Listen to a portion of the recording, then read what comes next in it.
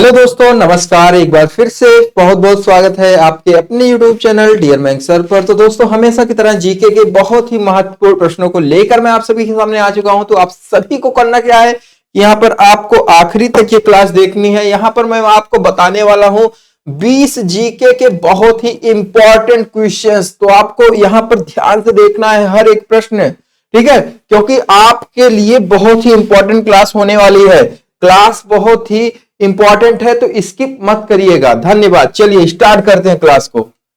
आप सभी लोग बताने का प्रयास कीजिए कि किस राज्य के सिद्दीपेट जिले में पुरातत्वविदों ने 1000 साल पुरानी मूर्ति कला के रूप में एक महत्वपूर्ण खोज की है। तो महाराष्ट्र, तमिलनाडु, कर्नाटक या तेलंगाना, यहां पर आपका राइट क्या हो जाएगा? तो दोस्तों, यहां पर जितने भी लोगों के ऑप्शन नंबर डी है वो लोग यहां पर बिल्कुल करेक्ट हैं, तेलंगाना। ठीक है, चलिए अगले प्रश्न को ध्यान से देखिए। आपसे पूछा जा रहा है कि टाइम्स हायर एजुकेशन द्वारा जारी एशिया यूनिवर्सिटी रैंकिंग 2023 में भारत में अग्रणी विश्वविद्यालय कौन सा है? तो भारतीय विज्ञान संस्थान या भारत हिंदू विश्वविद्यालय या जादवपुर विश्वविद्यालय या जवाहरलाल नेहरू विश्वविद्यालय। तो ऑप्शन नंबर पहला बिल्कुल करेक्ट हो जाएगा। भारतीय विज्ञान संस्थान जो है ये टाइम्स हायर एजुकेशन द्वारा जारी एशिया का यूनिवर्सिटी रैंकिंग में 2023 में भारत में अग्रणी विश्वविद्यालय है। तो ऑप्शन नंबर पहला बिल्कुल करेक्ट कर लीजिए दोस्तों। चलिए अगला प्रश्न है, विश्व बैंक ने दक्षिण एशिया में अपनी पहली सड़क सुरक्षा परियोजना की शुरुआत किस शहर में की है? नई दिल्ली, ढाका, कोलंबो, काठमांडू। जी हां, विश्व बैंक ने दक्षिण एशिया में, जी हां, दक्षिण एशिया में जो है अपनी पहली सड़क सुरक्षा परियोजना की शुरुआत किस शहर में की है? तो यहां पर दोस्तों जितने भी लोगों ने बताया है ऑप्शन नंबर यहां पर आपका ढाका, वो लोग यहां पर बिल्कुल करेक्ट हो जाएंगे। ऑप्शन नंबर आपका दूसरा बिल्कुल राइट हो जाएगा। चलिए अगले प्रश्न को ध्यान से देखिए। अगला प्रश्न आपके सामने है, ध्यान से देखिए, बताने का प्रयास कीजिए आपसे क्या पूछा जा रहा है। भारतवर्ष 2022 डिजिटल भुगतान रैंकिंग में कौन से स्थान पर रहा है? बताने का प्रयास कीजिए दोस्तों, आपका राइट आंसर यहां पर क्या हो जाएगा? तो दोस्तों यहां पर जितने भी लोगों ने बताया है, देखिए यहां पर आपसे पूछा जा रहा है कि 2022 डिजिटल भुगतान रैंकिंग में कौन से स्थान पर रहा है। तो यहां पर जितने भी लोगों ने ऑप्शन नंबर चौथे को बताया है वो लोग यहां पर बिल्कुल राइट हो जाएंगे, पहले स्थान पर रहा है। ठीक है, अगला प्रश्न आपके सामने है, ह्यूरन इंडिया के अनुसार भारत की सबसे मूल्यवान लिस्टेड प्राइवेट कंपनी कौन सी है?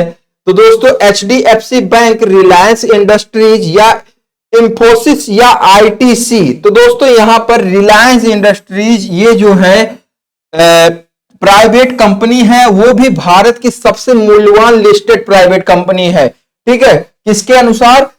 हॉरन इंडिया के अनुसार। ठीक है, चलिए ऑप्शन नंबर यहां पर देख लीजिए, दूसरा बिल्कुल राइट है। अगला प्रश्न आपके सामने है कि किस भारतीय शहर में प्रथम अंतरराष्ट्रीय खेल फिल्म उत्सव का आयोजन किया गया है? मुंबई, कोलकाता, चेन्नई या पटना।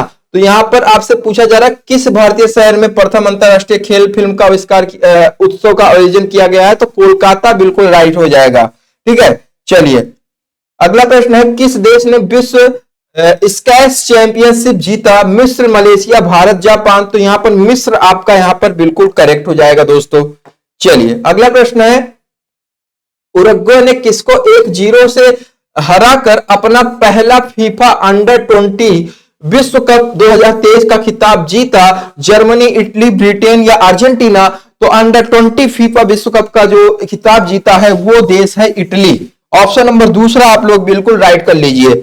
चलिए अगला प्रश्न है, विश्व आर्थिक मंच द्वारा जारी एनर्जी ट्रांजिशन इंडेक्स में भारत की रैंक यदि बात की जाए तो यहां पर जितने भी लोगों ने बताया है, देखिए 67वां, 68वां, 69वां या 70वां। तो दोस्तों यहां पर जितने भी लोगों ने ऑप्शन नंबर पहले को बताया है 67वां, वो लोग यहां पर बिल्कुल राइट हो जाएंगे। ऑप्शन नंबर आपका पहला वाला यहां पर बिल्कुल राइट है।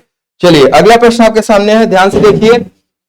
आपसे क्या पूछा जा रहा है कि कौन से राज्य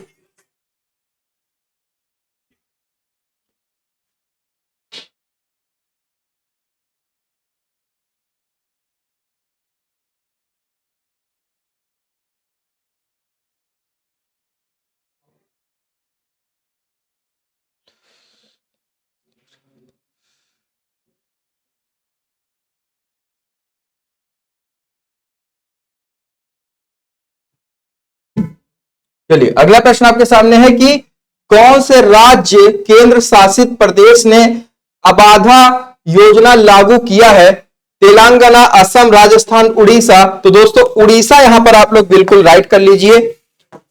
अगले प्रश्न की तरफ बढ़ते हैं। स्मृति मंधाना एक है।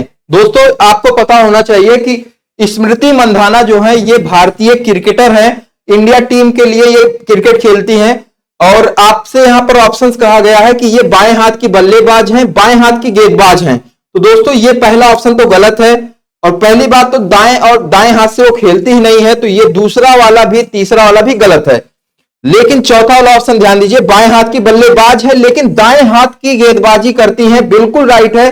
क्योंकि यहां पर मैं बात करूंगा सचिन तेंदुलकर की, वो भी विपरीत है, वो दाहिने हाथ से खेलते हैं, मतलब राइट हैंड से खेलते हैं, लेकिन लिखते किससे हैं? लेफ्ट हैंड से लिखते हैं। वहीं दूसरी तरफ स्मृति मंधाना जो है ये दाएं हाथ से लिखती हैं लेकिन खेलती बाएं तरफ से है।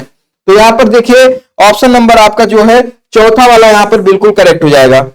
अगला प्रश्न है, पुलित्जर पुरस्कार प्राप्त करने वाले पहले भारतीय कौन थे?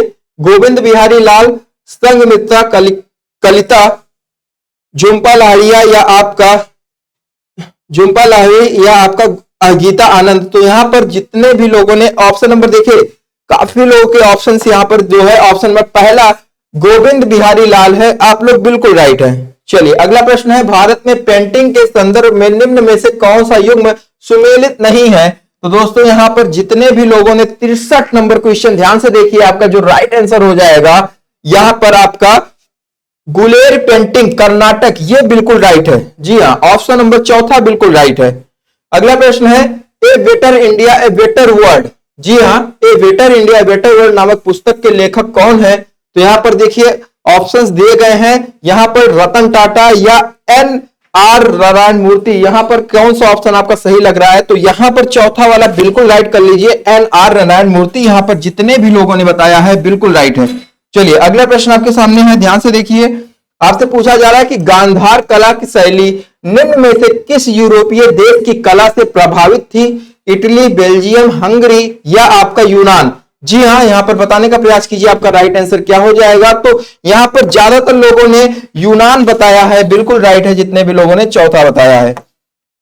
चलिए अगला प्रश्न है आपका जो राइट पूछा जा रहा है कि निम्न में से किस भारतीय राज्य की सीमाएं उत्तर, दक्षिण और पश्चिम में बांग्लादेश की सीमाओं को स्पर्श करती हैं?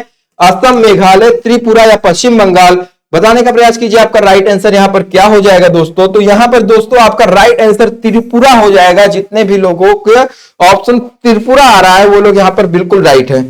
चलिए अगला प्रश्न है, अफगानिस्तान यहां पर देखिए अफगानिस्तान जो है SAARC ने किस वर्ष शामिल हुआ था? बताइए कब शामिल हुआ था? 2007, 2008, 2005 या 2006? तो दोस्तों यहां पर देखिए कब शामिल हुआ था। तो यहां पर जितने भी लोगों ने 2007 बताया है वो लोग यहां पर बिल्कुल राइट हो जाएंगे, ऑप्शन नंबर पहला। अगला प्रश्न है, भांड पथेर, जी हां, भांड पथेर रंगमंच मुख्य रूप से भारत के निम्न में से किस राज्य केंद्र शासित प्रदेश की परंपरा है? तो दादरा और नगर हवेली, गोवा या जम्मू और कश्मीर। तो बिल्कुल राइट है, जम्मू और कश्मीर। ऑप्शन नंबर तीसरा ध्यान से देखिए, यहां पर बिल्कुल राइट हो जाएगा। अगला प्रश्न है, निम्न में से कौन सा बांग्लादेश का एक बंदरगाह है? चटगांव, फरीदपुर, राजशाही या ढाका। तो सुनने में यहां पर आप सभी को ज्यादातर यही लग रहा होगा, फरीदपुर या राजशाही, इन्हीं दो में से, या तो ढाका। काफी लोग के ऑप्शंस हो सकते हैं, लेकिन बिल्कुल विपरीत। जैसा कि बांग्लादेश एक मुस्लिम कंट्री है उसके हिसाब से आप लोग यही तीनों ऑप्शन सोच रहे हैं, लेकिन बिल्कुल गलत है। निम्न में से कौन सा बांग्लादेश का एक बंदरगाह है? तो चटगांव यहां पर जितने भी लोगों ने बताया है ऑप्शन नंबर पहला बिल्कुल राइट है।